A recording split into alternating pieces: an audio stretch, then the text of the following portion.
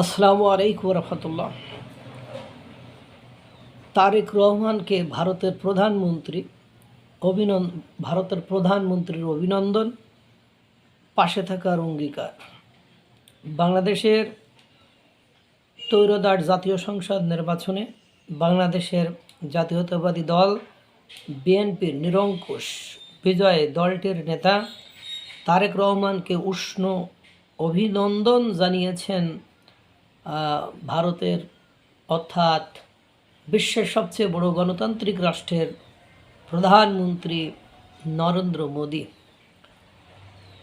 আপনারা জানেন, আজ শুক্রবার 13ই ফেব্রুয়ারি এক ফেসবুক বার্তায় তিনি এই বিজয়কে তারেক রহমানের নেতৃত্বের প্রতি বাংলাদেশের মানুষের আস্থার প্রতিফলন হিসেবে অভিহিত করেন।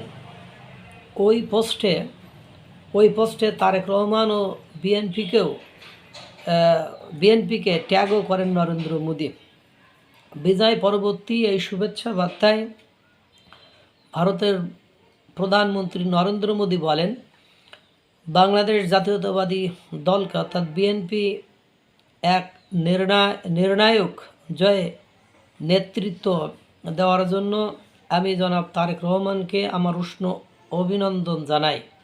এই জয় আপনার নেতৃত্বের উপর বাংলাদেশের জনগণের আস্থার বহিঃপ্রকাশ। বাংলাদেশ ও ভারতের দীর্ঘদিনের দ্বিপাক্ষিক সম্পর্কের কথা উল্লেখ করে তিনি আস্থা প্রকাশ করেন যে একটি গণতান্ত্রিক, গতিশীল এবং অন্তর্ভুক্তিমূলক বাংলাদেশ গঠনে ভারত তার সমর্থন অব্যাহত রাখবে। বাংলাদেশ ও ভারতের এই যে কথা হলো যে গণতান্ত্রিক, প্রগতিশীল এবং অন্তর্ভুক্তিমূলক বাংলাদেশ গঠনে, এই শব্দগুলো কিন্তু গণতান্ত্রিক দেশের জন্য খুবই চমৎকার। এটা না হলে কিন্তু আবার ঝামেলা হবে। বাংলাদেশ গঠনে ভারত তার সমর্থন অব্যাহত রাখবে। এই বার্তায় তিনি আরও বলেন যে আমি আমাদের বহুমুখী সম্পর্ককে আরও শক্তিশালী করতে এবং আমাদের সাধারণ উন্নয়নের লক্ষ্যগুলোকে এগিয়ে নিতে আপনার সাথে কাজ করার প্রত্যাশা করেছি। অর্থাৎ আপনারা বুঝতেই পারছেন, ভারতের প্রধানমন্ত্রী নরেন্দ্র মোদী অভিনন্দন জানিয়েছে, খেলাটা একটু অন্য লেভেলে চলে গিয়েছে। এটাকেই বলে মাস্টার স্ট্রোক আর মায়ের, যে মাস্টার মাইন্ডরা নীরবে খেলে, হাউ খাউ করে না। নীরবে একেবারে খেলে দিয়েছে মনে হচ্ছে ভারত। আপনি যত লাফালাফি দাপাদাপি আপনি যাই করেন না কেন, দিন শেষে যে আপনার দরকার হলো বিজয়। বিজয় ছাড়া কোনো লাভ আপনি করতে পারবেন না। দিন শেষে যে দরকার আপনার পাওয়ার, সেই পাওয়ার ছাড়া আপনার কোনো গতি নেই।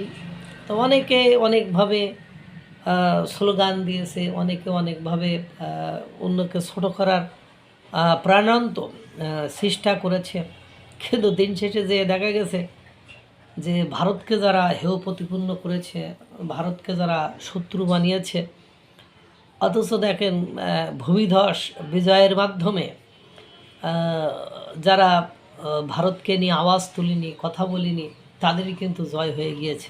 হ্যাঁ, বাংলাদেশের একটা বড় প্রতিবেশী রাষ্ট্র হলো ভারত। ভারত চাওয়া পাওয়া অনেকটাই বাংলাদেশের সাথে অন্তর্ভুক্ত আছে।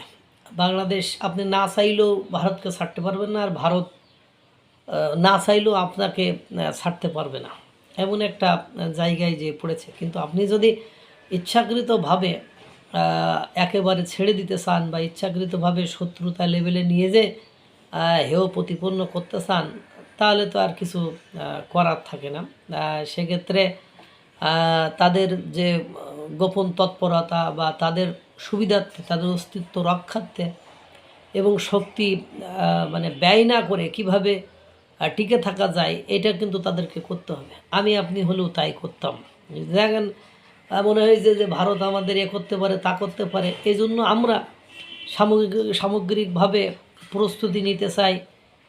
ভারত বিরোধী শক্তিগুলোকে বাংলাদেশমুখী করতে চাই, তাদেরকে আহ্বান করি তাদের সাথে মানে যোগ সাজস চালায়, তাদের সাথে যুক্ত হয়ে মানে ভারতকে থ্রেটের উপর রাখতে চায়, তাহলে ভারত তার অস্তিত্ব রক্ষার জন্য কী কী করতে পারে, এটা অনেকের হয়তোবা উপলব্ধিতে নেই, এই জন্য বুঝে উঠতে পারে না, না বুঝেই শুধু লাফায় আর দাফায়।